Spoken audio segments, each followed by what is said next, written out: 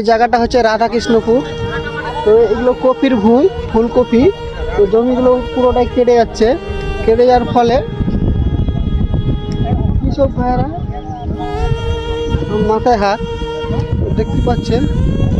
পুরোটা দেখাবো। ওই সাইডে একটা পুরো বাসরা ছিল, বিশাল বড় বাসরা। তো বাঁশ বাগানটা পুরোটাই কেটে গেছে। সামনে ঘর ছিল, এখানে মিনিমাম 6 থেকে 7 বিঘা হবে। জায়গাটা পুরোটাই কেটে গেছে। আর এই সামনে যে জমিগুলো আছে এগুলো সবই পুরোই কেটে যাচ্ছে।